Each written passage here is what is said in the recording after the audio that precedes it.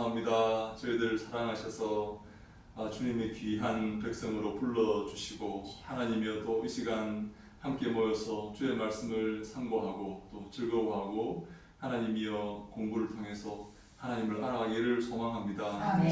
저희들과 함께 하시고 지혜를 다하시고 은혜를 다하여 주시옵소서. 아멘. 모든 사랑하는 종들에게 크신 하늘의 신령한 복으로 늘 함께 하사 그들의 모든 수고와 섬김 위해서 주님 영광 받아 주시옵소서. 아멘. 예수님 이름으로 기도합니다. 아멘.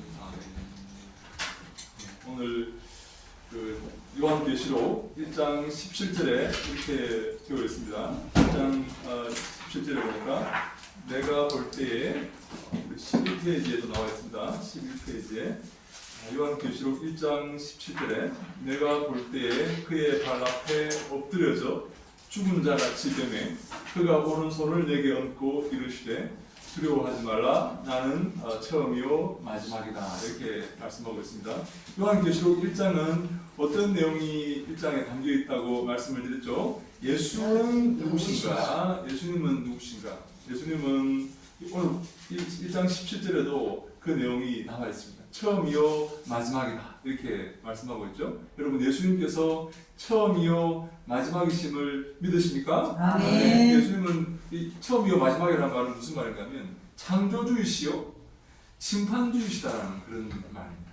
네, 세상을 창조하셨고 예수님은 세상을 창조하셨고 그리고 예수님은 마지막입니다. 이제 끝입니다. 예수님 이후에 예수님 다음에 다른 기회가 없어요.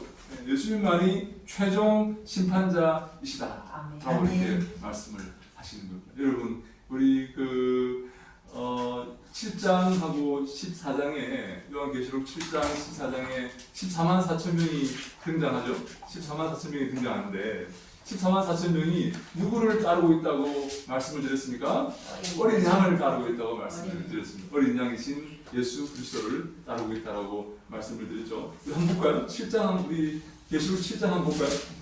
계시록 7장에 14만 4천 명이 이렇게 등장하는데 어린 양을 따르는 그런 자들이라고 이렇게 기록되는 것을 우리가 보게 됩니다. 일단 9절에 보니까 이 이름에 내가 보니 강나라와 족속과 백성과 방언에서 아무도 능히 셀 수 없는 큰 무리가 나와서 이 큰 무리가 바로 위에 나와 있는 유다 지파 중에 1만 2천이요 아셀 지파 중에 1만 2천이요 나와서 흰 옷을 입고 손에 종려 가지를 들고 보좌 앞과 어린 양 앞에 서서 이렇게 말해요. 그들이 어린 양 앞에 서 있어요. 어린 양이 그 보좌에 앉아 있고 어린 양이 하나님이고 어린 양이신 예수께서 처음이요 마지막이시다 라고 말합니다. 우리 모두는 이 어린 양을 따르는 그런 어린 양을 따르는데 이 어린 양이 바로 처음이요 마지막이다 라고 말하는 거예요. 이 땅을 창조하셨고 이 땅을 심판하실 예수 그리스도께서 바로 어린 양이시고 심판주로 오시는 분이다 라는 말씀이죠. 근데 우리가 예수 그리스도를 따른다는 게 얼마나 의미 없어 보이는지 모릅니다. 여러분 예수님께서 어린 양으로 우리에게 오시는데 얼마나 나약해 보이냐는 거예요. 누가 여러분 어린 양을 따라가겠습니까? 누가 어린 양의 통제를 받으려고 하겠습니까? 사자도 아니고 호랑이도 아니고 누가 어린 양의 뒤를 따라서 그 좁은 길을 가려고 하겠습니까? 근데 그 사람들이 볼 때, 이 세상 사람들이 볼 때 미련하게 보여요. 우리의 이 신앙생활이, 우리의 이 길이 어리석어 보이는 거예요. 근데 이게 하나님 입장에서 볼 때는 이게 하나님의 지혜라고 성경이 말씀하고 있어요. 아멘. 이 어린 양을 따르고 예수 그리스도의 뒤를 따라 그 좁은 길을 걸어가는 게 세상에서 보면 너무나 어리석어 보이는 거예요. 어리석어 보이죠? 그죠? 그래서 사람들이 손가락을 들지 않습니까? 너 왜 그렇게 지질이 궁상을 떨고 있냐? 너 지금 뭐 하고 있는 거냐? 근데 이 어린 양을 따르는 이것이 바로 하나님의 지혜다라고 우리 고린도 전서 1장에 보면 그렇게 바울이 그렇게 말하고 있어요. 예수를 따르는 게 바로 어린 양의 지혜다라고 말. 근데 보니까 처음이요 마지막이라고 이렇게 말합니다. 예수님께서 처음이요 마지막인데 그 예수 그리스도 그의 발 앞에 예수를 만난 사람의 태도가 어떻냐면 엎드려져 죽은 자 같이 되었다라고 이렇게 말하고 있어요. 요한이 1장 17절에 예수를 만나자 그의 발 앞에 엎드려져 죽은 자 같이 되었다라고 이렇게 말씀하고 있습니다. 하나님을 두려워하고 예수 그리스도를 두려워하는 그런 모습을 기록하고 있죠. 여러분도 하나님을 그렇게 두려워하십니까? 하나님을 쉽게 생각하시지는 않습니까? 사랑의 하나님이신데 용서하시겠지. 아니 저 장로도 저렇게 하는데 나까짓게 이렇게 좀 하면 저 목사도 저렇게 하는데 나까짓게 이렇게 좀 이렇게 혹시 여러분 이 하나님을 대하는 태도나 예배를 드리는 이 자세나 이 교회를 하는 이 마음가짐에 혹시 여러분 좀 하나님 앞에 그 두려워하는 마음이 좀 점점 없어지고 있지는 않습니까? 어떻습니까? 이거 하는 것도 대단한 거야. 하나님께서 용서해 주실 거야. 혹시 그런 마음을 갖고 있지는 않습니까? 근데 요한이 엎드려져 죽은 자 같이 되었다고 이렇게 하나님을 만날 때, 예수님을 만날 때 엎드려져 죽은 자 같이 되었다라고 이렇게 말하고 있습니다. 여러분 마리아가 수태고지를 받습니다. 천사가 와서 내년 이맘때에 너한테 아이가 있을 것이다. 그렇게 말하죠. 여러분 마리아가 당시에 몇 살이라고 말씀을 드렸습니까? 12살 내지 13살의 소년입니다. 그때 정혼의 평균 나이가 12살 내지 13살이었습니다. 우리도 옛날에 조혼이라고 그래가지고 일찍 결혼했죠. 그죠? 8살이고 애는 10살이고 이렇게 해서 결혼했는데 마리아가 그 천사의 수태고지를 듣자 마리아가 뭐라고 말합니까? 옛날 버전 이렇게 주의 계집종이오니 주의 말씀이 내게 이루어지기를 원합니다. 이렇게 말해요. 여러분 마리아가 지금 제정신입니까? 지금 마리아가 왜 이러는 걸까? 지금 마리아가 주의 계집종이 주의 종이오니 여종이오니 주의 말씀이 그 명령이 내게 이루어지기를 원합니다. 여러분 마리아가 이런 만구 천사에 대해서 대꾸를 하지 않습니다. 아니 지금 나한테 왜 이러시냐고. 내가 지금 내 인생을 지금 내가 몇 살인데 지금 내한테 왜 이러시냐고. 내가 지금 내 인생을 즐겨야 되고 내가 할 일도 많고 공부도 해야 되고 내가 얼마든지 내가 다른 일을 할 수 있는데 나한테 와서 왜 이러시냐고. 우리 나이가 그렇게 말할 수가. 우리 주경 혹시 그런 마음 안 만약에 주경이한테 이런 표현은 그렇지만 만약입니다. 만약에요. 천사 와서 수태고지를 한 다음에 주경이가 주의 계집종이요. 주의 말씀이 내게 이루어지기를 원합니다. 주의 말씀대로 내게 이루어지기를 원합니다. 네? 그런 두려움과 하나님에 대한 그 말씀에 대한 경외함, 하나님의 종으로서의 그런 이런 마음가짐이 우리에게 있냐는 거예요. 비단 중이구나 우리 모두가. 네? 너 어디 가서 복음을 전하라. 너 어디 선교사로 가라. 여러분 그러면 제가 왜요? 제가 지금 그 수고한 게 얼마인데 다른 사람 보내시지. 저한테 왜 이러십니까 주님? 그래서 왜 이러세요? 왜 저한테만 이 훈련을 강요하시고 순종을 요구하십니까? 혹시 여러분 그렇게 하지는 않습니까? 그 말씀에 불평하고 대항하지는 않습니까? 근데 오늘 주의 발 앞에 엎드려져 죽은 자 같이 주의 말씀이 내게 이루어지는 이 극한의 이 순종, 극한의 경외함, 여러분 이런 마음이 우리에게 있는 이것이 올바른 신앙 생활의 자세라는 것입니다. 근데 요즘 많은 사람들이 이런 거룩함과 두려움과 경외함이 저는 많이 사라졌다고 생각을 합니다. 제가 여러분들 강요하는 게 아니다. 이거는 개인적인 문제예요. 이거는 누가 누구에게 강요해서 될 문제가 아니고 이것은 어떻게 여러분 12살짜리 아이 입에서 소녀 입에서 그런 말이 나올 수가 있죠. 그럼 라합은 어떻습니까? 여리고성의 라합은 어떻습니까? 여리고성의 라합은요 멀리서 소식을 듣습니다. 여리고성은 어떤 성인 줄 아십니까? 성벽이 두 겹으로 되어 있고 그 속에는 물이 흐르고 있습니다. 그 성벽이 무너져도 밖으로 무너지게 되어 있습니다. 안으로 무너질 수가 없습니다. 난공불락의 대표적인 성이 여리고성. 여러분 영문학에 보면 난공불락의 성 여리고성이라는 표현이 아주 많이 나옵니다. 영어였어. 예?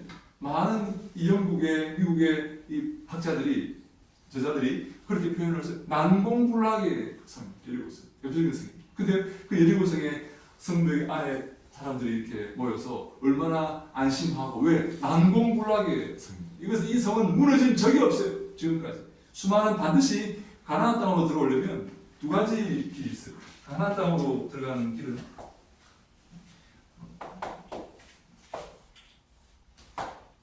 이렇게 다 여기 지중해라고 하고요. 지중해라고 하고 여기가 나일 강입니다. 여기가 홍해고 여기는 사해고 여기는 갈릴리. 여기가 이제 여기가 예루살렘이죠. 여기 여리고성 여기 있습니다. 여리고성.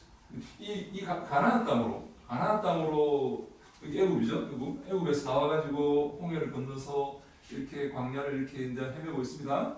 가나안 땅으로 들어가기 위해서는 두 가지 길이 있습니다. 이 왕의 대로라 그러는 이 길로 가는 방법이 있고, 이 여리고성이 지키고 있는 이 동편으로 들어가는 길이 있습니다. 이 여리고성은 이 가나안 땅으로 들어가는 길목에 있는 아주 강대한 성이었습니다. 우리 이 안에는 여러분 굉장히 많은 전쟁이 있었던 그런 지방이에요. 우리나라도 전쟁이 많았죠, 그죠? 왜 열강들의 각축장이 되는 거죠. 여기도 마찬가지입니다. 애굽이라는 거대한 나라가 여기 있었죠. 아수르라는 거대한 나라가 여기 있었죠.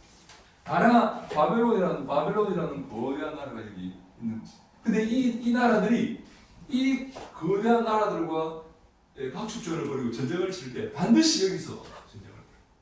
자기 땅에서 전쟁을 벌이는 게 아니라 상대방의 땅으로 가서 전쟁을 벌이는 거예요. 그래서 여기는 1년 내내 전쟁이 끊이지를 않았습니다.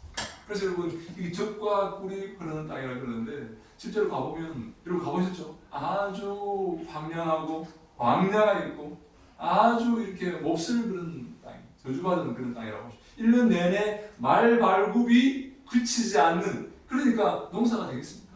땅이 기름 되겠습니까? 그런데 이 광야에서 들어오니까 적과 꿀이 흐르는 것처럼 보이는 거지 이게 뭐 굉장히 풍요로운 그런 땅이 아닙니다. 근데 여기서 전쟁이 벌어져요. 근데 이 거짓대들이 군사훈련도 받지 않은 거짓대들이죠. 이제 노예들 아닙니까?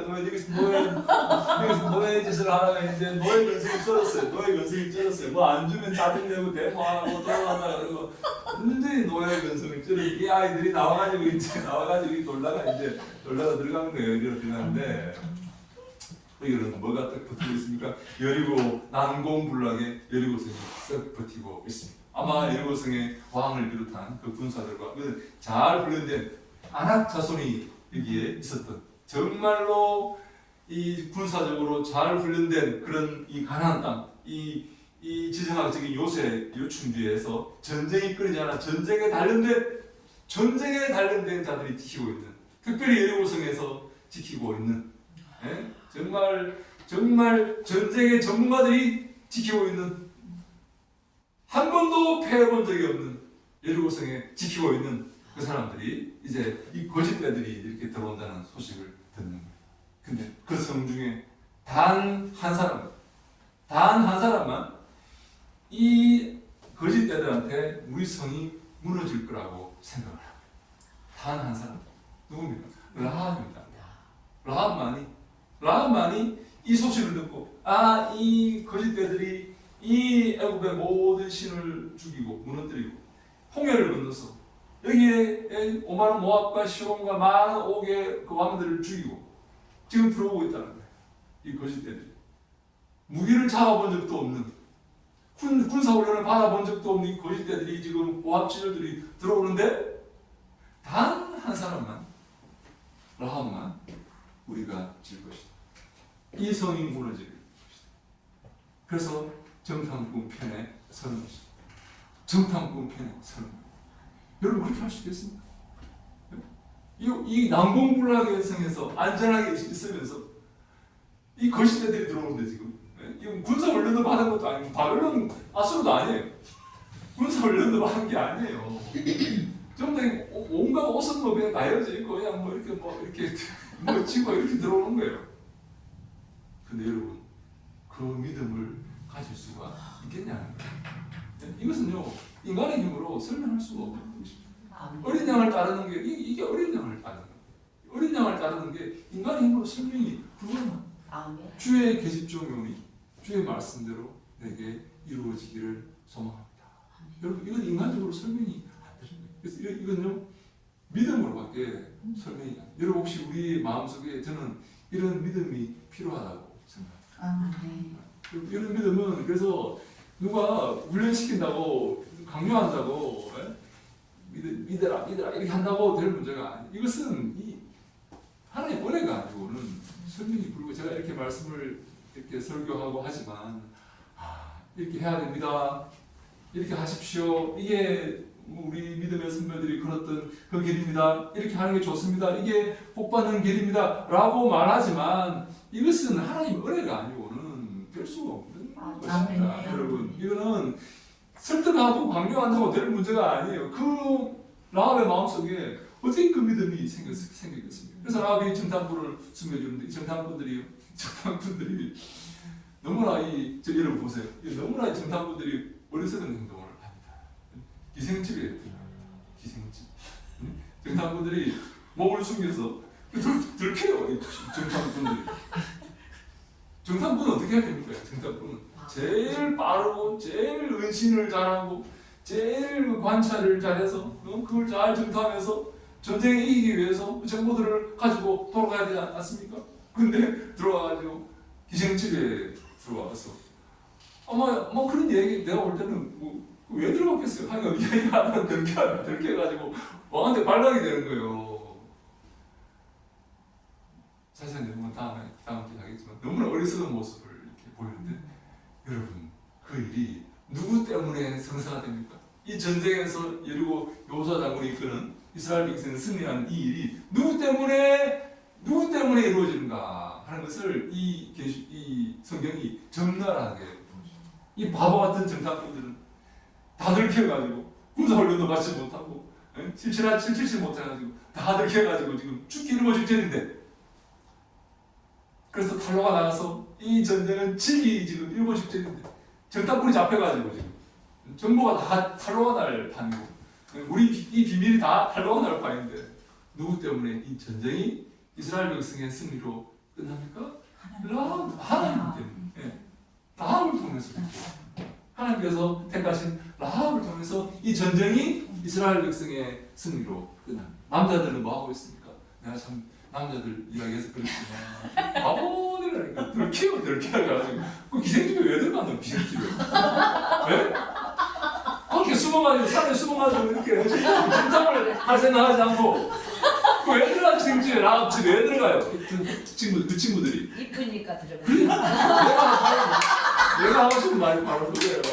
그러니까 지금 정신을 못 차리고 있는 애들이 그래서 지금 분위기 지금 어떻게 해야 될지를 몰라요. 지금 산에 숨어가지고 정탐하고 여기서 어디가 약한지 어디로 치고 들어가야 되는지 사람 상태는 어떻게 하고 사람들이 분위기가 어떻고 어디에 지금 기지가 있고 저기 어디에 지금 그 탄약고가 있고 어디를 지금 먼저 점령해야 이걸 파악해서 빨리 지금 이렇게 정보를 우리 군대에게 전달해야 되는데 기생집에 왜 들어가는 거야? 기생집에 들켜도 안 들키면 안 들키 잘 숨든지 남자들은 이 참 어리석은 짓을 연발 계속 저지르고 있어요. 계속 저지르는데 한 사람 유일하게 군계 일학으로 빛나는 한 사람이 있는데 여인 그 사람 때문에 일이 이루어져요. 아멘. 이거는요 인간의 힘으로 설명을 할 수가 없어요. 하나님 은혜가 아니고는 설명할 수 없는데 그런데 여러분 그 라합이 하나님을 얼마나 두려워했냐. 하나님을 두려워하는 마음이 없으면 라합이 그렇게 하겠습니까? 왜? 라합이요 목숨을 건 행동입니다. 여러분 이 목숨을 걸었습니다. 만약에 이 일이 성사가 안 되면 라합의 일가족은 몰살당합니다. 목숨을 건 자기뿐만 아니라 모든 자기 집안이 다 몰살당할 그런 선택을 지금 한 거예요. 이것은 믿음이 아니고는 여러분 어떤 걸 택하겠습니까? 만약에 잘못되면 우리 집안이 다 멸족되는데 이스라엘 편에 서겠습니까? 이스라엘 편에 서겠습니까? 그런 정도의 믿음이 있어야만 성경에 기록돼요. 이 그 발 앞에 엎드려 죽은 자 같이, 하나님 말씀이면 죽은 자 같이, 아멘. 주의 말씀이 내게 이루어지기를 원합니다. 감사합니다. 토를 달거나 뭐 불평을 하거나 저항을 하거나 한 이런 행동은 믿음의 행동이 아닙니다. 여러분, 이 광야에서 나왔던 1세대 이스라엘 백성들이 다 죽었습니다. 한 사람도 가나안 땅에 못 들어갔어요. 이 아이들만 가나안 땅에 들어가고, 광야 애굽에서 나왔던 이스라엘 백성들은 한 사람도 가나안 땅에 못 들어갑니다. 여호수아 갈렙만 들어가요. 왜 그렇습니까? 불평 원망을 일삼았기 때문에 그렇습니다. 이 광야에서 불평 원망을 일삼았기 때문에 그렇습니다. 믿음으로 하나님 말씀 받고, 믿음으로 하나님 말씀에 결합하지 않고 반응하지 않고 불평 원망했기 때문에, 모세를 대적했기 때문에 그들이 다 광야에서 멸망당한 것입니다. 근데 지금 우리가 너무나 요즘 그 좋은 시절을 보내고 있죠. 편하고 정말 수월한 그런 시간들을 보내니까 감사보다는 불평이 더 많아요. 불평이 이렇게 자동적으로 나오는 그런 시대가 되었지 않나 하는 생각을 합니다. 항상 우리가 감사해야 됩니다. 감사하고 주의 말씀이 내게 이루어지기를 소망합니다. 주의 여종입니다. 주의 종입니다. 그래서 주의 말씀이 내게 이루어지기를 원합니다. 그래서 예수님 말씀하시죠. 종이 하루 종일 새벽부터 열심히 일했습니다. 마지막에 이제 주님의 저녁을 차려드리고 주님 옆에 이렇게 시종을 들고 서 있습니다. 지킬 것이 없습니까? 아, 그래, 맛있게 잘 먹었다. 그럼 주인이 종에게 뭐라 그럽니까? 수고했다. 오늘도 하루 수고했다. 그럼 여러분, 종이 뭐라고 답해야 됩니까? 무익한 종입니다. 이렇게 답을 해야 돼요. 주인님, 제가 없으면 안 되죠? 이제 제가 얼마나 열심히 일하는지 아시겠죠? 고마움을 좀 아세요, 주인님. 이렇게 하면 안 되고, 무익한 종이에요. 라고 말해야 되는 게, 그게 정상이에요, 정상, 여러분. 요즘 우리 얼마나 주인한테 불평을, 주님, 제가 얼마나 봉사하는지 아십니까? 주님, 네? 제가 없으면 교회가 굴러가겠습니까, 주님? 네? 네, 그런 마음을, 원망과 불평하는 마음을 가지면 안 되고 늘 감사하는 마음을 가져야 돼요. 저는 무익한 주의 은혜가 아니면 할 수가 없어요. 이런 신앙이 성경 전체에 흐르고 있어요. 그리고 그런 신앙을 가진 자만이 성경에 기록되고 칭송을 받게 돼요. 그리고 여러분, 히브리서에 보면 구름같이 허다한 증인들이 이 믿음의 경주를 이렇게 하는데, 구름같이 허다한 증인들이 이렇게 도열이 되고 이렇게. 그럼 그 사람들이 뭐 하겠습니까? 우리가 믿음의 경주를 합니다. 그런데 히브리 11장 12장에 구름같이 허다한 증인들이 도열해서 뭐 하고 있을까요? 박수를 칩니다. 누구야? 잘하고 있어. 낙심하지 마. 조금만 더 가면 돼. 조금만 더 힘내. 바로 그 길이 옳은 길이야. 그 좁은 길이 옳은 길이야. 근데 우리는 이 믿음의 경주를 하면서 낙심하죠. 내가 바로 하고 있는 게 맞나? 내가 이 길을 가고 있는 게 맞나? 나는 왜 지질이 무상을 들고 있지? 왜 우리 친구들은 나한테 이렇게 잘못된 길로 간다고 말하지? 그리고 의심하면서 갈등하면서 그 길을 가는데, 옆에 있는 구름같이 허다한 증인들이 요수아와 모세와 아브라함과 이런 수많은 믿음의 선배들이 도열해서 우리에게 박수를, 얘야 조금만 더 힘내. 그 길이 옳은 길이야. 너 잘하고 있는 거야. 그 좁은 길 끝에 생명이 있는 거야. 아멘. 저 넓은 길 끝에 생명이 있는 게 아니고 이 좁은 길 끝에 저 영원한 나라가 있기 때문에 야 힘내라. 낙심하지 마라. 절망하지 마라. 힘내라 하면서 박수를 치고 구름같이 허다한 증인들이 우리에게 격려를 보내고, 그래서 이 좁은 길, 이 마리아가 같은 라하비 같은 다말이 같은 그 길, 여러분 믿음의 선배들이 같은 그 길을 우리가 가야 되는데, 그 믿음의 선배들의 자세가 바로 내가 그를 볼 때 그 발 앞에 엎드려져 죽은 자 같이 되는 이 종의 모습을, 이 종의 모습. 저는 그런 믿음의 선배들의 그 길을 따르기 위해서, 본받기 위해서 이 종의 모습, 그 말씀을 들을 때 죽은 자같이 엎드려질 수 있냐? 내 자아가 살아서 꿈틀꿈틀하는 게 아니고 죽은 자같이 순종하겠나이다, 복종하겠나이다, 무익한 종입니다 라고 이렇게 말하면서 그 말씀에 순종할 수 있냐 하는 그것이 바로 이제 우리 1장에 예수님을 소개하면서 요한이 우리에게 보여줍니다. 바른 믿음의 자세를 우리에게 보여줍니다. 요한은 이 줄곧 떨림의 압도가 되어 있다. 근데 이것은 계시를 받을 때 흔히 일어나는 모습이다 라고 이렇게 성경이 말씀하고 있어요. 하나님의 말씀을 들을 때 이런 자세는 흔히 일어나고 정상적인 자세라는 거예요. 하나님의 말씀을 들을 때 주인이 뭐라고 이렇게 말씀하시면 반대하거나 불평하는 게 아니라 죽은 자처럼 엎드려서 그 말씀에 복종하는, 이것은 믿음의 선배들의 전형적인 자세입니다. 바른 성도의 전형적인 자세입니다. 틀린 성도들은 불평과 불만을 일삼다가 광야에서 다 죽겠지만, 벌을 받아 다 죽겠지만, 목이 고다서 마음이 강팍해져서 마음이 완고해져서 다 죽겠지만, 그래서 예수님도 이렇게 말씀하지 않습니까? 예수님께서 이제 봄이 되었습니다. 봄이 씨를 뿌리러 이렇게 마태복음 13장에는 예수님께 씨 뿌리는 비유라고 이렇게 예수님 말씀하시는데, 누가복음 8장에는 똑같은 비유가 나와요. 근데 이 누가복음 8장의 비유는 제가 다음에 한번 설명할 텐데, 네 가지 밭의 비유. 여러분 이 비유는 똑같은 비유입니다. 네 가지 밭이 등장합니다. 봄이 되어서 농부가 씨를 이렇게 이 팔레스타인은 땅이 척박하기 때문에 일일이 고를 파고 씨를 심는 게 아니라 이 씨를 흩뿌리는 그런 농법을 이렇게 씨를 흩뿌리고 농부가. 근데 어떤 씨는 길가에 떨어집니다. 길가는 사람들이 밟고 다니기 때문에 아주 단단해져서 씨가 뿌리를 내리지 못하면 누가 그걸 먹습니까? 새가 와서 먹습니다. 여러분 그래서 말씀을 들을 때, 여러분 교회에서 말씀을 들으실 때 그 말씀이 내 마음에 이렇게 네 가지 마음밭의 비유예요 하면, 마음에 떨어졌을 때 내가 아멘으로 그 말씀을 내 것으로 만들지 않으면, 여러분 그 새는 누굽니까? 마귀입니다. 마귀가 그 말씀을 먹고 가버립니다. 그래서 말씀이 떨어졌을 때, 여기 있을 때 말씀이 내가 아멘하고 내 것으로 만들어요. 아멘하고 내 것으로 만들 때 마귀가 못 잡아 못 먹지.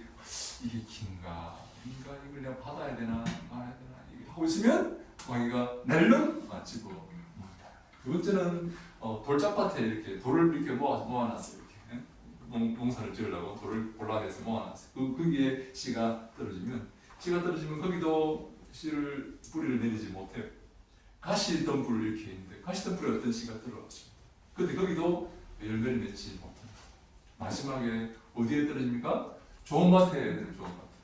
그래서 거기서 100배의 열매를, 다 다르다. 우리 누가복음은 100배라 그러고, 마태복음은 100배, 60배, 30배라 그러고, 마가는 30배, 60배, 100배라 그러고. 근데 다른데 하여간 100배가 거기 들어가 있어요. 100배. 100배라는 것은 뭔가 하면, 100배는 한 줄기에 이삭이 이렇게 하나 있어요. 이삭이 하나 있는데 여기에 한 개를 심었는데 100개가 열릴 수가 있냐?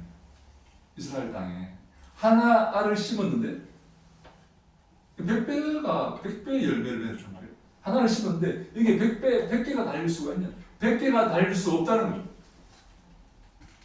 풍년이면 30개가 달리고, 대풍이다 하면 60개가 달리고, 100개는 달릴 수가 없다는 거예요. 100배 열매를 맺었다는 것은 그러면 뭘 말하는 겁니까? 하나님 은혜가 들어가는 거예요. 하나님께서 도우시고, 그래서 이삭이 그의 100배의 수확을 얻었다 하는 것은 하나님의 은혜라는 말을 설명하는 거예요. 농법을 잘했지, 농사를 잘 지었구나, 이게 아니라 이것은 하나님께서 함께하신 은혜이구나. 그래서 주위 사람들이 다 보고 얘기하는 거예요. 하나님이 그 사람과 함께하시구나 하고 평가를 하는 거예요. 농사를 잘 열심히 수고해서 아침부터 저녁까지 열심히 성실하게 해서 소출이 많았구나가 아니라 저건 불가능한. 저 사람이 저렇게 하는 것은 인간의 힘으로 할 수 있는 일이 아니라 하는 것을 알기 때문에 하나님이 함께 하시는구나 하는 것을 알게 수고하는구나 잘하죠 열심히 이렇게 기술이 좋구나 이게 아니라 하나님이 함께 하시는구나 하는 것을 온 사람들이 다 알게 되는 100배의 소출이 된다는 거예요. 여러분 좋은 밭이라는 것은 여러분 이런 길가밭이나 돌짝밭이나 가시밭은 말씀을 100% 받아들이지 않는 의심하고 뿌리가 내리다가 해가 핍박이 나면 다 죽어버리고 마음이 너무 단단해져가지고 완고해져가지고 말씀이 뚫고 들어올 수 없는 그런 상황에 있는 그런 완고하다는 것은 불평하고 불만하고 말씀 받아들이지 않는 거예요. 말씀을 해도 내년 이맘때 너에게 아이가 있을 것이다. 무슨 소리 하는 거예요? 무슨 소리예요 그게? 나한테 왜 그러십니까? 말씀 받아주지 않는 거예요. 그러나 좋은 밭이 아닌 것은 어떤 밭이에요? 주의 종용이 주의 말씀이 내게 이루어지기를 원합니다라고 100% 받아들여요. 한 톨도 의심하지 않고 불평하지 않고 오망하지 않고 100% 받아. 여리고성의 이 라합은 이 거짓대들이 이길 것이라고 하나님이 함께 하시는 이 사람들이 우리를 정복할 가나안 땅을 정복할 것이라고 100% 믿었기 때문에 모든 것을 걸고 여기에 투자할 수 있게 돼요. 이 일이 잘못되면 다 죽는 거예요. 그래서 이런 우리의 이런 마음, 100% 순종의 마음, 이 좋은 밭에 하나님의 말씀을 들을 때 내가 반박하거나 불평하지 않고 그 말씀을 정말 나의 것으로 순전한 마음으로 그 말씀을 즐거워하고 우리 시편에 표현을 하면 여호와 율법을 즐거워하고 그 율법을 주야로 묵상하였다. 묵상. 하나님의 말씀이 즐거워요. 그 명령이 여러분 그 명령이 우리 율법의 명령이 몇 개입니까? 613개라고 이렇게 율법을 분류해보면 248개는 하라는 명령. 이거 하라 저거 하라 명령입니다. 365개는 하지 말라는 명령. 여러분 이 명령입니다. 율법은 그죠? 여러분 율법에 여러분 절대적인 명령이에요. 근데 이게 명령이라는 것이 점점 더 요즘 시대에 점점 더 사람들이 불편해하는 것들이 되어가고 있습니다. 여러분 요즘 누가 명령을 합니까? 여러분 교회 목사님들께서 명령을 하십니까? 안 합니다. 사정하죠. 네. 젊은 사람들한테. 네. 나이 많은 사람들한테 어떻게 합니까? 여러분 요즘 누가 명령을 합니까? 요즘 아이들한테 명령합니까? 여러분 큰일 납니다. 누가 명령합니까? 네. 그래서 사람들이 이런 율법의 명령들을 점점 멀어지고 있는 거예요. 이게 지금 요즘을 살아가는 사람 사회의 윤리가 아닙니다, 여러분. 이 명령이 누가 명령을 합니까 요즘? 다 자기 주장을 하고 다 자기가 옳다 그러고 명령을 하면 인권을 주장하고 명령을 하면 인권 침해고 여러분 그래서 점점 요즘 시대에 말씀을 듣고 믿음을 가지는 자가 점점 그래서 여러분 예수님께서 오실 때 인자가 올 때 믿음을 보겠냐 인자가 올 때 믿음을 보겠냐 하고 이렇게 말씀하시죠. 이 믿음을 이것을 명령을 받고 믿음으로 결합하고 순종하고 여러분 이 길을 좁은 길을 걸을 수 있는 그 사람을 그 믿음을 그런 사람들을 인자가 올 때 보겠는가? 찾을 수 있겠는가? 인자가 올 때 심판날에 마지막에 찾을 수 있겠는가? 없다는 겁니다. 그래서 여러분 저는 구원받는 사람이 많은 사람들이 자기가 구원받을 것이라고 생각할지 모르겠지만 저는 많이 아마 큰 혼란이 아마 생기지 않을까라는 생각도 해봅니다. 여러분 좁은 길로 가는 사람은 적습니다. 적다는 말이 여러분 무슨 말인지 아십니까?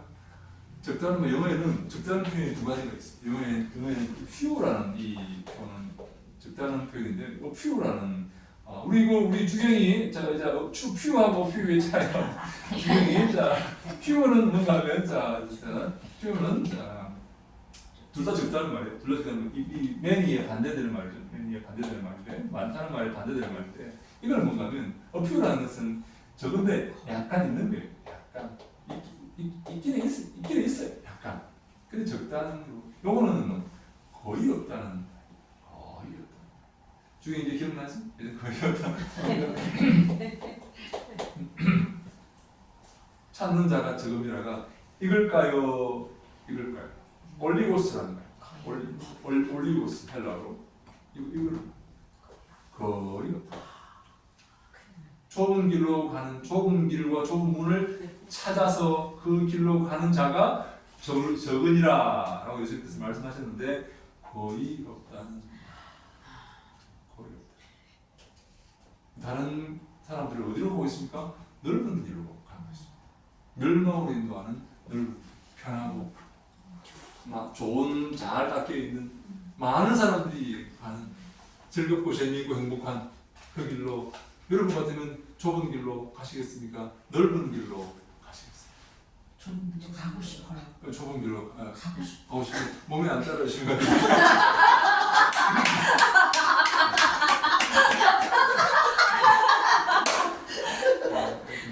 넓은 길로 혹시 뭐 이렇게 나는 좁은 길로 가는데 자꾸 좁은 길로 의지적으로 넓은 길로 가는 본의 아니게 타의에 의해서 혹은 뭐 어쨌든 넓은 길로 가는 자들은 멸망으로 갈 수밖에 없는 것.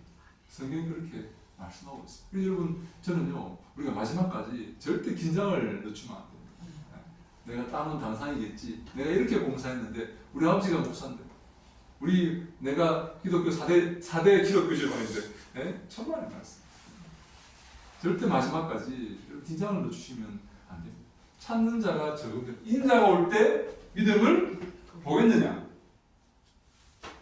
예수님께서 오실 때 믿음을 볼 수가 없다. 말씀을 이 명령의 말씀, 이 지시에 우리에게 주시는 이 권면의 말씀, 이 명령의 말씀을 인자가 올 때 듣고 있는 자가 없다는 거죠.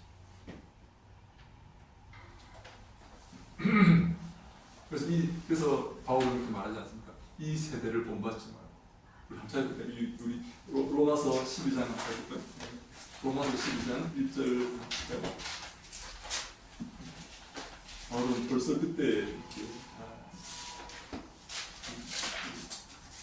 1절 2절 볼까요? 로마서 12장 1절 2절 말씀 유명한 그런 구절이죠. 로마서 12장 1절 2절 말씀을 함께 읽습니다. 시작. 그러므로 얘들아 내가 하나님의 모든 자비하심으로 너희를 권하노니 너희 몸을 하나님이 기뻐하시는 거룩한 산제물로 드리라. 이는 너희가 드릴 영적 예배이라. 너희는 이 세대를 본받지 말고 오직 마음을 새롭게 함으로 변화를 받아 하나님의 선하시고 기뻐하시고 온전한 뜻이 무엇인지 분별하도록 하라. 아멘. 그리고 12장 1절에 보니까 너희 몸을 하나님이 기뻐하시는 거룩한 산 제물로 드리라. 이는 너희가 드릴 영적인 예배다. 이렇게 말씀하고 있죠. 너희 몸을 하나님이 기뻐하시는 거룩한 산 제물로 하나님께 드리라는 것입니다. 근데 여러분 이게 뭔가면 이게 하나님의 자비하심에서 나온 권면이라는 겁니다. 이게 이해되십니까? 하나님께서 우리에게 자비를 베풀어 이겁니다. 내가 누구야? 내가 자비를 베풀어 줄게. 너에게 은혜를 베풀어 줄게 해놓고 뭐를 하라고 하냐면 너희 몸을 하나님께 드리라. 산제물로 드리라 이렇게 말해요. 다시 말해 우리가 우리 몸을 하나님께 산제물로 영적 예배로 산제물로 드리는 것 이것이 하나님의 자비라는 거예요. 여러분 이해하십니까? 하나님이 뭐 이렇게 내가 하나님께 드렸으면 내가 하나님 앞에 좀 이렇게 권리도 주장할 수 있고 떼도 쓸 수 있고 이렇게 좀 농경에도 필 수 있고 하는 거지. 이게 내가 권리를 주장할 수 있는 게 아니야. 이게 하나님의 자비 때문에 하지만 내가 하나님 내 몸을 하나님께 드리는 게 산재물로 드리는 게 이게 하나님께서 내게 자비를 베푸신 거야.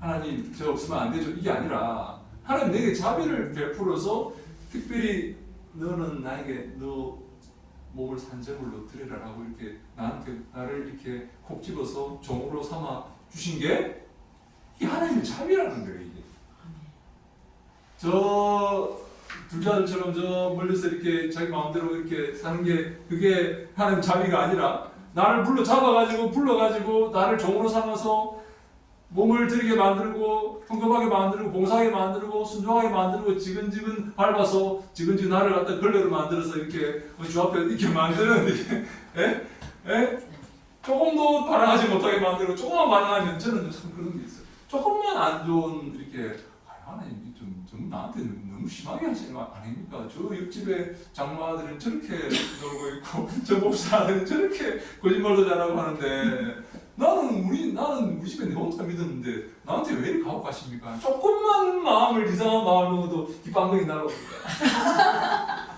조금만 이렇게 뭘 했는데 늘 맞아요. 내가 알아요. 그거 안다니까요. 이거 하나님 싫어하시는구나. 이걸 내가 본능적으로 알아요. 이렇게 한 대 맞고 이게 내가 잘못했구나.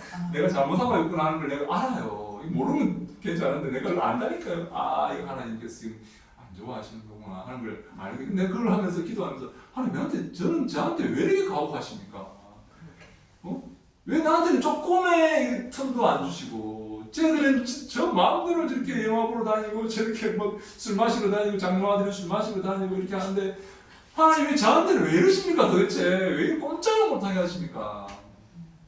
그게 하나님 자비라는 거예요. 나한테 베푸는 자비다. 아멘. 여러분 이해가 되십니까? 인간적으로는 짜증나고 화날리지. 그렇죠. 네. 뭐가 치밀고 근데 하나님은 이게 내가 하나님의 자비하심으로 너희를 권하노니 너희 몸을 하나님 기뻐하시는 산재물로 드리라. 이게 하나님 우리 주경이한테 주경아 이래서 하는데 저래서 하는데 너는 이래서 하는데 아니 엄마 다 하는데요? 다 하는데 너는 안 돼. 너는 안 돼. 아니 엄마 지금 다 해. 우리 지금 다 한다고 우리 반 애들. 너는 안 돼. 너는 절대 안 돼. 죽일지.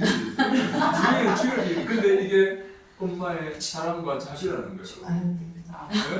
이걸 이해하시겠어요? 네? 우리 엄마가 왜 저러나? 우리 엄마가 계몽과 왜 저러나? 이게 아니라, 네?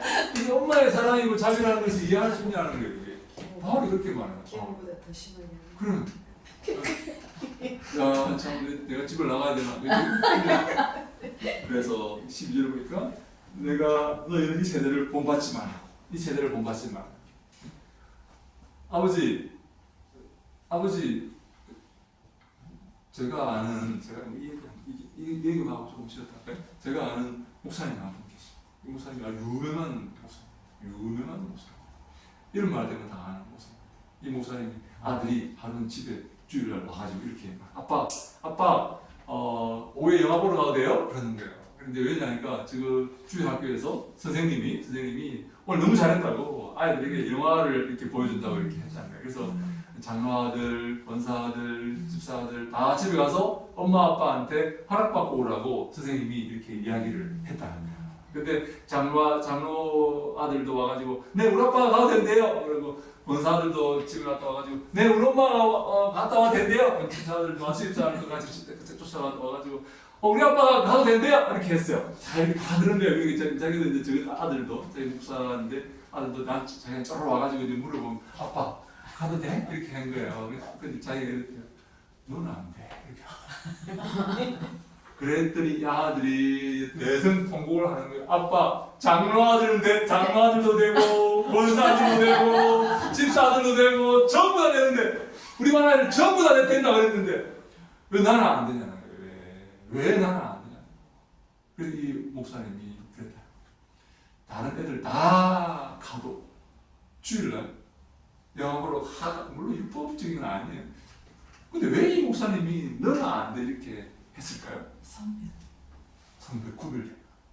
너는 특별한 나의 사랑하는, 나는 너를 정말로 믿음으로 키우고, 나는 정말 너가 하나님이 기뻐하시고 하나님께 복을 받는 아이로 정말 키우고 싶기 때문에 너는 안 돼. 근데 과연 그 아이가 그걸 이해할 수가 있을까요? 네? 못하는 거예요. 죽을 지경은. 여성통을 하도 왜 장로와도 되는데 되고 권사도 되고 전부 다 되는데 왜 전부 다 되는데 우리 말 전부 다 되는데 가라 그러는데 왜 아빠 나는 안 돼요 이렇게. 그래서 그 아빠가 마음이 아팠던 거였어요. 그러나 나는 너를 믿음으로 바로 키우기를 원하고 주일날 영화 보러 가는 게 나는 그렇게 장려할 만한 그런 행동이 아니기 때문에 나는 못 가게 이렇게 했다는 거예요. 그렇게 한 얘기를 하더라고요. 그래서 하나님께서 우리에게 말씀하십니다. 너의 몸을 거룩한 산 제물로 나한테 드려. 하나님이 무슨 욕심쟁이라서 그런 게 아니라 이게 너희들에게 주는 내 자비라는 거예요. 아멘. 이게 하나님의 자비의 명령이고 요구라는 거예요. 이게 자비라는 거예요. 내가 너한테 자비를 베풀 거기 때문에 너 몸을 드리라는 거예요. 이게 하나님의, 다시 말해 이 사람에게 이게 복이 되고 더 큰 은혜가 된다는 것을 아시기 때문에 하나님께서 요구를 하시는 거예요. 근데 많은 사람들은 하나님 너무 이기적이다. 너무 교회밖에 모르냐. 우리 사생활을 생각 안 하고 내 즐거움과 기쁨을 생각 안 하고 요구만 하시니까 이렇게 생각하면 아니다. 이게 바로 하나님의 자비고 이 바른 길이고 믿음의 선배들이 갔던 그 길이다라고 우리가 봐야 되는 것입니다. 혹시 여기까지 질문 있으십니까? 궁금하시네요. 그 목사님 그 네. 절기 그 맥주 감사절 네. 이제 저희 시동생이 신앙생활 하죠. 되는데 네네. 저번에 그 질문을 하더라고요. 저희 목사님한테. 네네. 우리는 지금 보리농사도 오고 그러는데 이걸 그렇죠. 꼭 지켜야 되냐. 맥주 이게 감사절. 합당하지 않다고 생각한다. 네네. 근데 목사님 대답을 안 하셨어요. 그래요. 네, 그래갖고 그렇군요. 저는 뭐 맥주절로 하자 그냥 뭐 이랬어. 뭐 장난으로 그랬어. 내가 네. 하나님이 지키라는 절기니까 우리는 그냥 순종해야 되는 거 아니냐. 그냥 제가 그렇게만 얘기했거든요. 이스라엘은 3대 절기가 있죠. 3대 절기. 이 무교절이라고도 하는 6월절이죠. 예, 이 이제 무교절이라고 하는데 6월절이라고 이렇게 하죠. 여기 이제 이스라엘 역으로 니산 14일입니다. 14일. 나중에 이거는 이제 우리가 나중에 이렇게 보기로 하고 여기서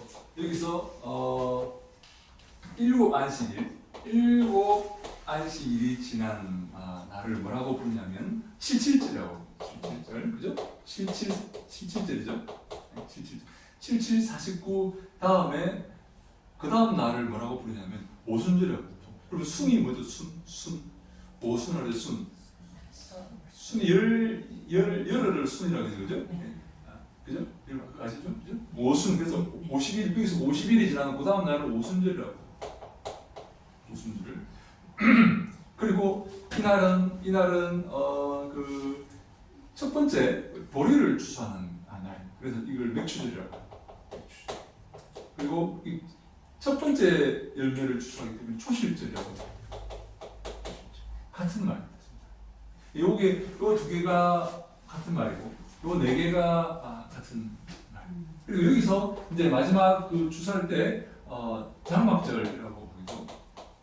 초막절이라고도 이렇게 하죠. 초막을 이렇게 지나고 추수하는 이제 그런 이제 마지막 그 날이죠. 근데 여기 우리가 맥추절을 우리가 이제 어떻게 보냐면 여러분 그 맥추절 왜 지키냐면 이 초실절 이 첫 번째 보리 추수죠. 첫 번째 곡식의 추수가 되는 이 맥추절은 이 전체 이 장막절, 초막절 이 추수를 예고하는 것입니다. 다시 말해 첫 수확을 했습니까? 첫 수확입니다. 그 해에 첫 수확을 했습니다.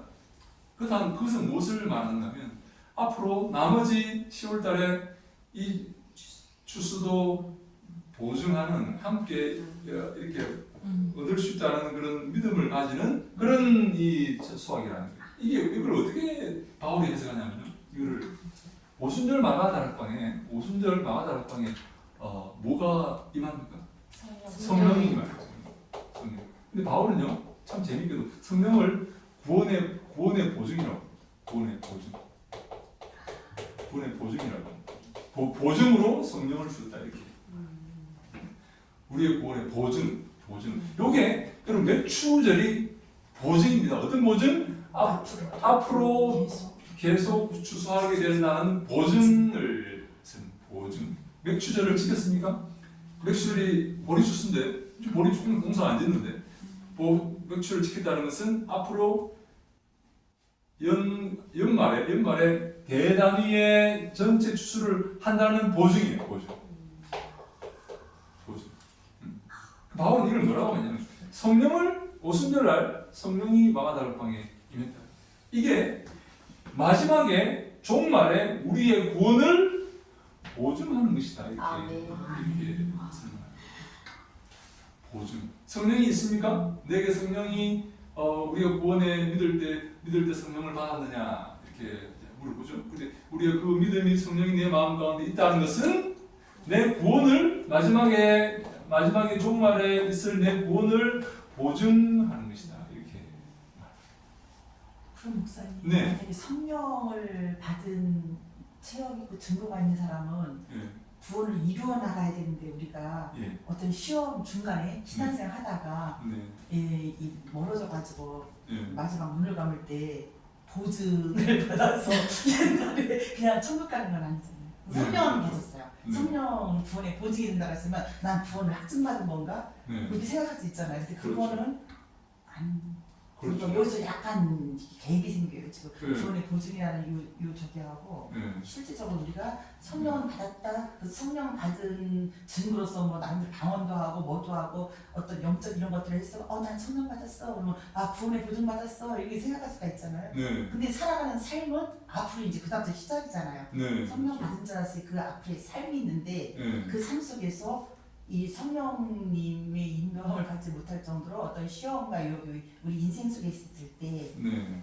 과연 끝은 네. 근데 그것은 이제 사람이가 잘 모르겠다는 거죠. 하나님의 섭리 안에서 그렇게 한다 할지라도 그 끝은 인간의 끝은 우리가 모르지만 끝에 가서 저기 있기 때문에 하나님께서는 한번 이렇게 하신 자는 끝까지 그렇게 하더라도 끝에 가서 어떤 역사를 통해 가지고 돌이켜서 마지막 날 저기 십자가의 우편 강도처럼 회개하고 진짜 구원을 받을 것인지 천국에 갈 것인지 그 부분이 사실은 제가 맞아요. 네, 그게 참 굉장히 중요한 질문하셨는데 우리가 이게 구원을 성령을 받았습니다, 그죠? 성령의 체험도 있어요. 그러면 여러분 그 바울은 이 성령을 받았으면 구원이 보존받은 거다 이렇게 또 말하지만 동시에 빌립보에서 두렵고 떨림으로 너희 구원을 이루라라고도 말합니다. 동시에 이 구원 성령 받았어요? 이제 그럼 마치 맥주를 지켜서 또 이 추수감사절, 장막절, 초막절을 이렇게 예고하는 그런 보증인데 이게 보증인데 바울은 동시에 이거를 했다고 해서 자동적으로 이게 주어지는 게 아니라 두렵고 떨림으로 너희 구원을 이루어 가라고 동시에 다른 표현을 하고 있습니다. 이걸 이해를 하셔야 돼요. 여러분 혹시 성령께서 그러면 내 마음 가운데 오셨는데 내가 중간에 이렇게 구원 열차에서 뛰어내릴 수가 있냐는 거. 구원 열차를 타고 가다가 내가 탔습니다. 네? 중간에 뛰어내릴 수가 도착 안 했는데 아직까지 중간에 이렇게 탈락하고 뛰어내릴 수가 있냐는 거지. 어떻게 중이 어떻게 생각? 내가 중간에 내가 기분 나빠서 예를 들어서 뭐 제가 죄를 져가지고 중간에 에이 뛰어내려야 되겠다 하는지 미끄러져가지고 놀다가 이렇게 잘못해가지고 탈락할 수가 있냐는 거예요. 그죠? 대답 잘해야 된다 너들 근데 이것을 뛰어낼 수 있다라고 말하는 사람도 있고 뛰어낼 수 없다라고 말하죠. 그럼 내가 하나님께서 내 손을 이렇게 잡으셨어요. 근데 내가 놨어요 손을. 내가 놨어요. 그럼 하나님 이렇게 잡으잖아요. 하나님 내가 이렇게 손을 잡았어. 내가 손을 놨어요. 그럼 하나님도 놓으시는 거예요. 안 놓으셔. 내가 죄를 짓고 에이 하나님 더 이상 내가 잠깐 착각해서 이 길이 옳은 줄 알았는데 하나님 해보니까 너무 힘들어서 안 되겠어요. 나 하나님 이제 싫어요. 이렇게 했다고 해서 하나님이 이 손을 그래? 그래 나도 그러면 너 원래 이렇게 하시냐는 거예요. 안 하시죠. 안 하시겠죠. 네. 그죠? 안 하신다면. 근데 그러면 마지막에 배교하는 사람들은 어떤 사람들이냐? 예. 마지막에 예. 어떤 사람이 배교? 그 사람은 이렇게 설명할 수밖에 없습니다. 원래 하나님의 손을 잡은 사람이 아니에요. 아. 원래 백성이 아닙니다. 그 사람은. 성령께서 내 마음에 들어오셨으면 내가 잘못하면 두들겨 패서 이렇게 바르게 하시지. 나 떠날래. 그래. 그럼 갈래. 이렇게 하시는 분이 아니시란 거예요. 그죠? 근데 그러면 마지막에 배교를 하고 잘못된 길로 가고 하는 사람은 어떻게 되는 거냐? 원래 그 사람은 하나님의 사람이 아니었다고 볼 수밖에 없는 거예요. 성령께서 우리가 성령을 이길 수가 있습니까? 하나님을 우리가 거부할 수가 있습니까? 없는 거예요. 그건 교리에도 맞지 않는 거예요. 우리는. 그래서 우리는 불가항력적 은혜를 받기 때문에 irresistible grace를 받기 때문에 하나님 은혜는 불가항력적인 내가 거부할 수 없어요. 하나님 주신 걸 잡는 하나님 은혜를 주신 걸 하는데 내가 거부할 수 있어요? 없어요. 내가 그건 원칙적으로는 불가능해요. 그럼 내가 하나님보다 센 강한 사람입니까? 내가 하나님을 막고. 근데 이게 그러나 끝내 배교하거나 잘못된 길로 가는 사람들은 이 사람 원래 하나님의 사람이 아니었다라고 볼 수밖에 없는 거죠. 제가 볼 때. 네. 그럼 목사님 택정설 보통 네. 하나님이 네. 이미 구원받았잖아요. 이미 예정설. 네네. 예. 이런 교리가 있잖아요. 네네. 그럼 현실적으로 저희 입장에서 볼 때는 네. 우리가 전도하고 또 이렇게 했을 때 네. 궁극적으로 네. 결국은 이게 끝에 가서는 전도를 해서 와서 신앙생활 열심히 하고 성령도 받았다라고 하고 여러 가지 이렇게 했는데 나중에 결국 배교자가 생겼다. 네. 이 사람이 일찍이 그래도 예정됐던 사람이 하나님의 저게 이렇게 했던 사람이 아니라고 봐야 돼요. 아, 네. 하나님이 예정하셨는데 이 사람이 하나님의 손길을 벗어날 수 있을까요? 그렇죠. 웬만하면 진짜. 하나님보다 강한 사람입니까? 하나님보다 강합니까? 하나님의 손길을 하나님의 손에서 빼앗을 수 있는 것은 아무도 없습니다. 누가 하나님의 손에서 빼앗을 수 있겠습니까? 그죠?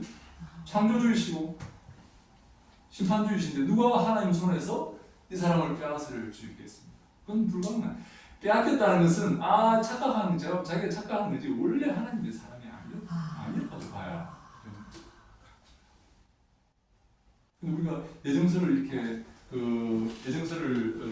믿지만 우리가 여러분 그 성경에는 이 항상 두 가지 면이 다 있습니다. 예정되어 있지만 여러분 전도해야 됩니다. 그죠? 하나님 내 전도 안 하시면 구원 못 하십니까? 예정하셨지 않습니까? 하나님 원하시면 되죠. 왜 날들을 전도하라고 하십니까? 하나님 아시잖아요. 누가 구원 받을지 안 받을지. 바울에 의하면 택정되어 있다고 했지 않습니까? 왜 날들을 전도하라고 하십니까? 그래도 전도합니다. 하나님이 복을 주시려고 이렇게 하십니다. 하나님 우리의 손으로 당신의 구원 사역을 이루시기를 원하시기 때문에 우리 보고 전도하라고 하십니다. 복을 주시려고. 복을 주시려고 그러십니다. 하나님 우리 손이 없으면 손이 짧아서 구원 못 하시겠습니까? 그렇죠. 하나님이 우리가 없으면 택한 자들을 구원 못 하시겠습니까? 하나님 선교사들 없으면 저희 아프리카에 복음 못 전하시겠습니까? 우리가 뭘 한다고요? 제 친구가 하나 있는데 베트남에 선교를 갔어요. 베트남 선교를 갔는데 이 친구가 2년 만에 들어온 거예요. 2년 만에 이 친구가 그래 야 너 2년 동안 뭐 했어? 베트남어를 배웠다는 거야. 2년 동안 그래 너 지금 베트남어 잘하겠네? 못한대. 너 뭐 했냐 가서 그 산대에 가서 산대 베트남에 선교사인데 2년 동안 우리가 뭘 해요? 하나님 나라를 위해서 하나님이 하시는 거죠. 우리는 그냥 조그만 도구에 불과하고 우리가 무슨 하나님을 나라를 위해서 일을 해요. 우리 같은 무익한 종들이 하나님께서 다 하시는 것이지. 하나님 우리 손이 없으면 하나님 손이 짧아서 구원 못 하십니까? 일을 못 하십니까? 그래서 우리에게 복을 주시려고 일을 시키시는 거예요. 너 가서 좀 해라. 왜 복을 주시려고 그렇게 하시는 거예요. 그래서 일하는 것을 감사하게 생각하시는 거예요. 아멘. 나 같은 거를 시켜주시니 감사합니다. 이렇게 해야 돼요. 짜증내고 불평하고 아유 내가 또 해야 돼 아유 참저 김집사는 안 하는데 왜 나는 왜 계속 해야 돼? 뭐 이런 자세는 이건 하나님 은혜를 모르는 거예요. 하나님 나를 사랑하시기 때문에 나를 시키시는 거예요. 그러면 그것을 감사해야 되는 거예요. 하나님 나한테 부족한 걸 시키시니 감사. 서로 하려고 그래야 돼요. 서로 하려고. 내가 하려고 그래요. 네? 안 하려고 빼는 게 아니라 네? 그런 사람 있죠 여러분. 점심 안 먹고 하는 사람 있어. 점심 안 먹고 가요. 왜 그거 왜 점심 안 먹고 합니까? 자기가 밥 당번을 못해서 안 먹고 가는 분도 있어요. 맞아요. 미안하다. 네, 미안하다고. 그런 분도 계셔요. 무슨 저희 사람 교회. 설거지 하기 싫었어. 점심. 저건 밥 먹으면 설거지 하라고 할까봐. 저건 밥 먹으면 여러분 설거지 하는 걸 감사해야 돼요. 나 같은 걸 시켜주시군요. 나같이 이렇게 무지랭이를 주님의 일에 사용하셔 주시는 분들하고 감사해야죠. 그게 하기 싫어 도망을 가요? 아유, 그건 하나님 은혜를. 하나님이 자기 없으면 설거지 못해요? 하나님 은혜를 모르는. 그래서 주의 일에 손발 긋고 나서야 되고 감사해야 되고 답을 한 다음에 무익하는 종이었습니다. 이렇게 고백을 하는 게 이 성도의 바른 자세다. 그래서 그러니까 우리가 여러분 하나님 우리의 모든 필요를 다 아시죠? 그죠? 근데 우리가 기도해야 됩니까? 기도하지 할 필요 없습니까? 해야 돼요. 그 기도는 하나님 주시려고 우리에게 그냥 주시려고 시키시는 거예요. 감사해야 돼요, 여러분. 기도가 무슨 뭐 고문이고 뭐 의무고 그런 게 아니에요. 이 하나님 앞에 나아갈 수 있는 예배도 마찬가지. 하나님께 나아갈 수 있는 하나님께 열어놓으신 기회이고 복이고 자비라고 생각을 해요. 아멘. 이게 다음에 다 놀러 왔는데 혼자 예배하러 가 또 아유 내또 돈도 헌금도 해야 돼 아유 또 봉사도 하네 아유 진짜 하나님 진짜 너무하신다 진짜 좀 나 좀 내려두세요 이게 아니라 그게 하나님께서 열어두신 나를 사랑하셔서 당신께로 오라고 초청하시는 하나님의 통로고 복이고 기쁨이고 감사해야 될 제목이고 아멘. 매출 감사자를 꼭 지켜야 되는. 그럼 이게 얘기를 지킴으로써 네. 옛날에 이스라엘 백성이 초막절, 장막절, 추수 감사절이죠. 이것을 예고했듯이 이것을 기대하고 이것을 믿음으로 나갔듯이 우리가 이 오순절을 지키고 늑추를 지킴으로써 성령의 그래서 이 성령 강림절, 성령의 오심을 기억하면서 내 구원을 보증하는 그런 기쁨에 내가 구원의 보증이 되었다. 성령께서 내게 오셔서 내가 이제 맥주 감사 지키면서 오순절을 지키면서 맥주절을 지키면서 내게 구원이 오셨구나. 첫 번째 열매가 이렇게 추수가 첫 번째 이렇게 그 소출이 있었다는 이것을 통해서 내 구원이 보증된다는 기쁨의 시간이에요.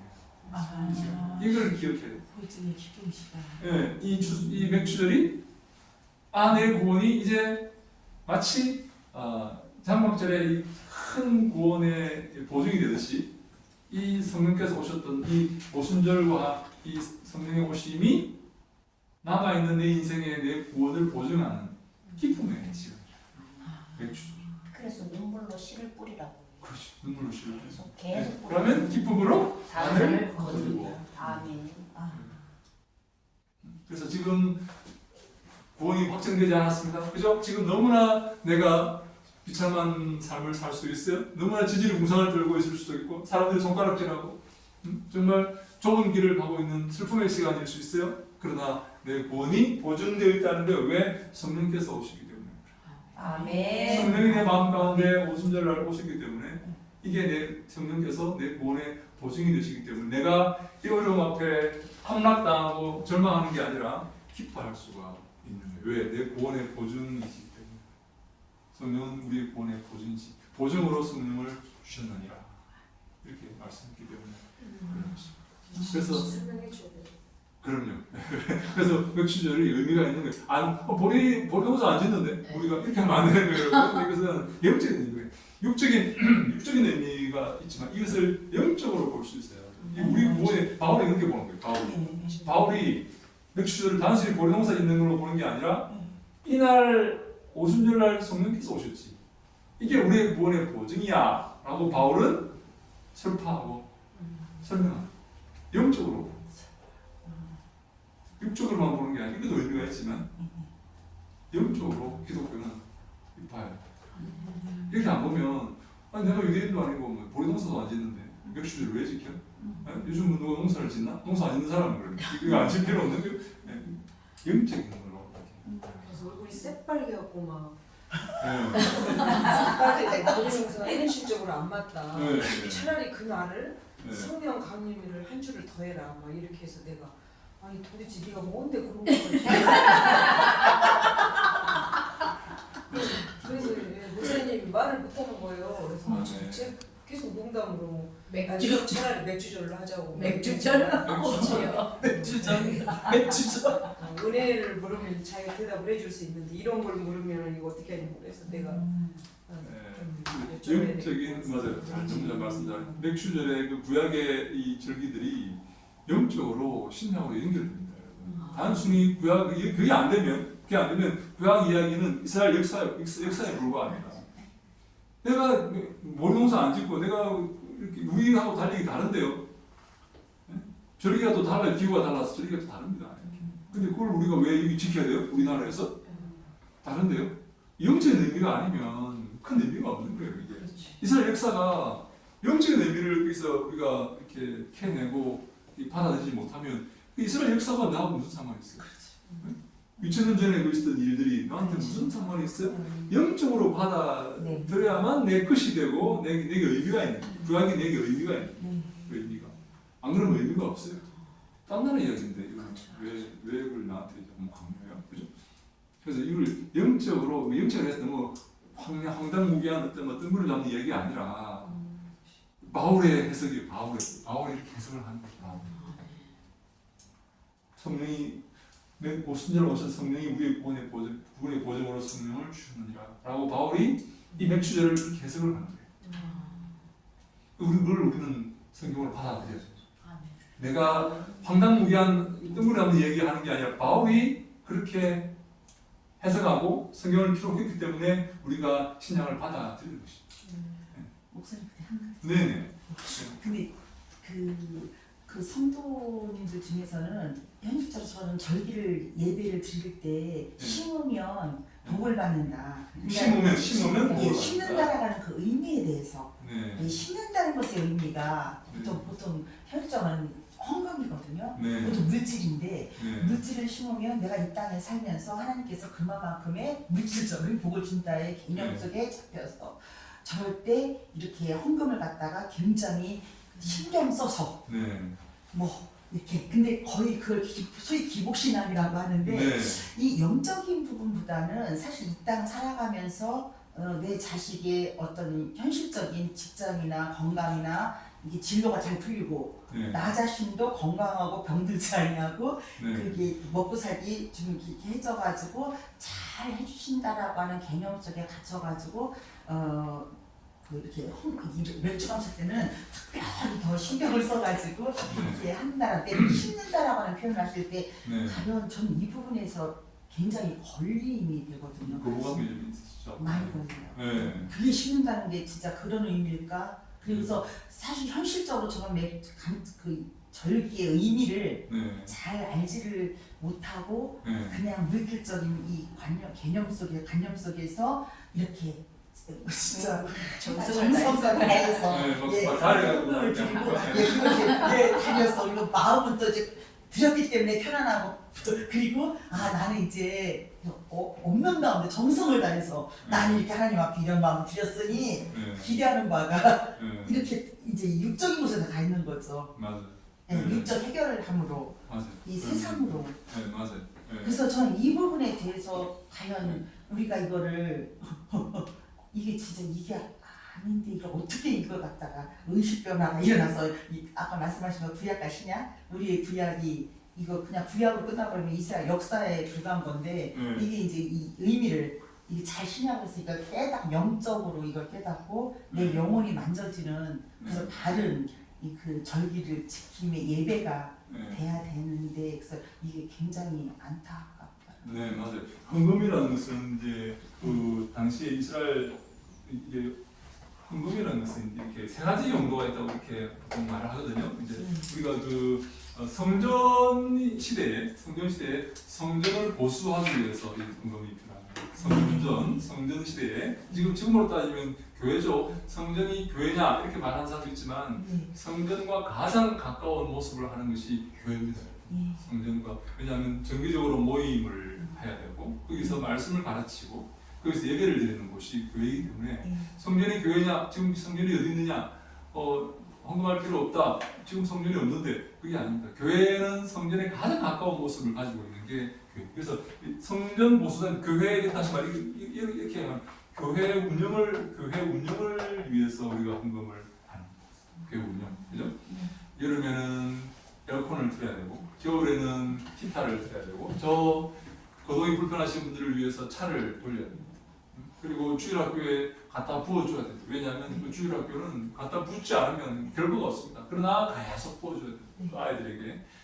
두 번째, 가난한 자들을 위해 이렇게 구제입니다. 구제죠. 네. 우리 그 이스라엘 백성이 성전에서 예물을 드릴 때 그 예물을 가지고 가난한 자들을 제사장들이 도왔습니다. 주위에 가난한 자, 어려운 사람들 도움입니다. 세 번째, 이 목회자의 생활입니다. 여러분 레위인들은 그 하나님께서 기업을 안 주셨죠? 왜 안 주셨습니까? 네, 이거만 하라고 낮에 일하고 밤에 성경 준비해서 설교하는 게 아니고 그것만 하라고 성경만 보고 설교만 하고 그 성전의 일만 하라고 기업을 안 주시는 거예요. 그럼 어떻게 먹고 삽니까? 그 사람들은? 성도들의 헌금으로 먹고 살도록 시스템을 하나님께서 그렇게 만들어 주시는 거예요. 아니 목사님도 일하세요. 왜 그렇게 앉아서 놀고 먹기만 해요? 그런 사람들 많아요. 그런 사람 많아요. 네, 개척교회 목사님. 네, 왜 일 안 하세요, 목사님? 가서 일하세요. 네. 일자리 많아요. 네, 성경에서는 이렇게 일하자는 먹지도 말라 이 말을 이렇게 응용해요. 맞아요. 그런 사람 있어요. 네. 네, 그런 사람 있어요. 네, 많아요. 많아요. 네. 그래서 이 시스템을 하나님께서 그렇게 만들어 주신 겁니다. 레위인들은 일하지 말라, 안 하지 말라. 밭을 일구거나 기업을 주는 게 아니라 성전에서 일하고 그 열매를 먹으라고 시스템을 만들어 주십니다. 그래서 그러면 목회자가 레위인이냐, 제사장이냐 그렇게 말하는 사람이 있어요. 제사장과 가장 가까운 형태의 모습을 갖고 있는 사람들이 목회자입니다. 왜? 풀타임으로 일하는 사람들, 풀타임. 그다음에 말씀을 가르치는 자들이 목회자입니다. 교회에서 제사장의 첫 번째 직무가 말씀을 가르치는 거라고 말씀드렸죠. 제가 제사 드리는 게 아니고 말씀을 가르쳐야만 백성들이 바르게 살 수 있기 때문에 말씀을 가르칩니다. 제사장과 가장 근접한 모습을 하고 있는 사람들이 목회자들입니다. 그래서 이런 일들로 이렇게 그 헌금이 사용되는 것이 아까 말씀하신 것처럼 내가 복을 받기 위해서, 내가 기복 신앙을, 내가 더 큰 복을 받기 위해서 내가 투자를 한다는 그런 개념 비슷하게 이렇게 하면 안 되는 거예요. 성경이 뭘 말하고 있는지, 헌금을 어떻게 하라고, 어떤 정신으로 해야 되는지를 성경이 우리에게 잘 말해주고 있기 때문에 이걸 한다고 이걸 하면 하나님께서 기뻐하시겠죠. 하나님 기뻐하시죠. 왜? 당신의 성전이 이렇게 보수가 되고 운영이 되죠, 그죠? 여름에는 히타를 에어컨을 틀어야 되고, 여러분 겨울에는 히타를 틀어야 되고, 전기를 써야 되고, 점심 때는 어려운 사람들 위해 점심을 준비를 해야 돼요. 가난한 자들도 도움도 쓰이고, 목회자들 당신의 종들을 공개하는데 헌금이 쓰이기 때문에 하나님께서 이런 일을 위해서 헌금을 하시면 하나님께서 복을 주시죠. 아멘. 하나님이 왜 하나님이 부자이신데 이 헌금을 한 자들을 그냥 모른 채 하시겠습니까? 근데 이걸 복 받기 위해서 언제든지 그 목적으로 이거하고 상관없이 그냥 복을 받으려고 신고 하는 그런 자세는 잘못된 거죠. 이렇게 하나님을 주를 위해서 헌신하고 수고하면 하나님께서 당연히 그 복을 우리가 받는 거지. 복을 위해서 이 복이 목적이 되어가지고 부자가 되는 게 목적이 되면 안 된다. 그리고 구원을 택자게 주신 그 은혜에 감사한 마음으로 하나님께 드리는 거죠. 그렇죠. 네. 감사하는 마음. 네. 내게 11조도 마찬가지예요. 네. 11조 10개가 다 하나님 것인데 하나님 선물인데 제가 하나를 제가 돌려드림으로써 이 10개가 다 하나님의 것이라는 고백을 이게 하나님의 선물입니다. 하나님께서 은혜로 주신 것이라는 고백을 하는 거지. 아멘. 이거를 심으면 내가 더 받을 거라는 그런 생각은 잘못된 생각이다. 이게 하나님의 은혜이고 하는 복이라는 것을 고백하는 마음으로 하나를 이렇게 하는 그 고백으로 이런 일들을 하게 된다는 거죠.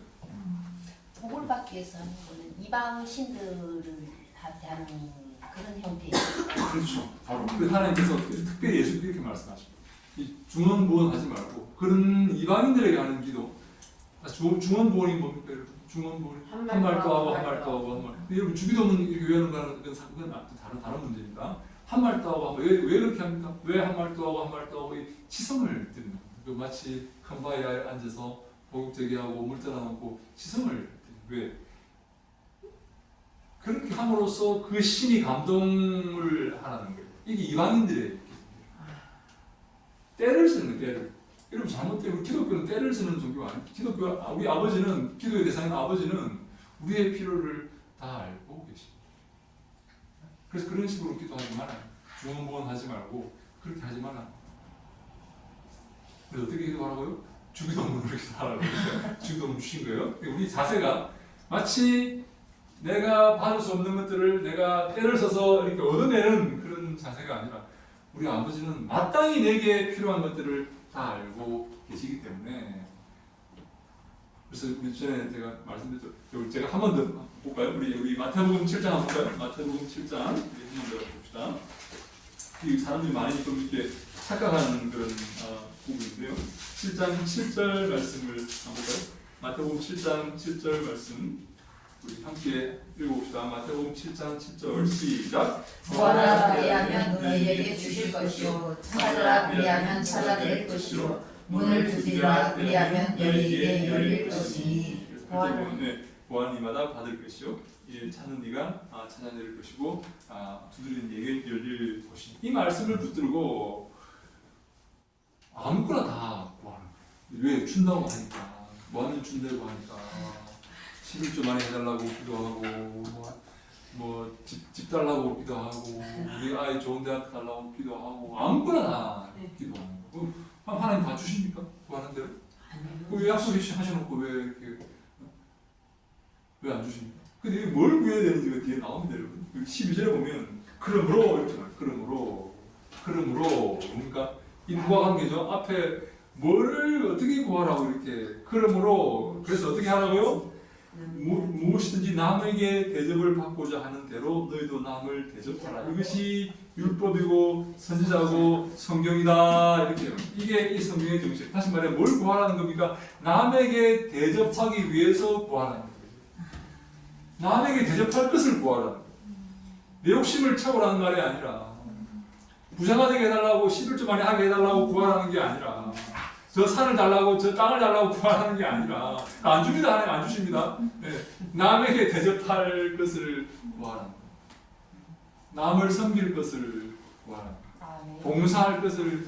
그래서 하나님 제게 은사를 주셔서 성가대에서 잘 봉사하게 해주시고 우리 찬양대에서 잘 봉사 또 우리 건강한 몸을 주셔서 설거지도 잘하게 하시고 차도 주셔서 교회 운행도 하게 하시고 그렇게 남을 섬길 것을 구하라는 거예요. 근데 아무거나 다 구해놓고 왜 안 주시냐고 이렇게 하나님 왜 안 주시냐고 이렇게 하시면 이제 안 된다.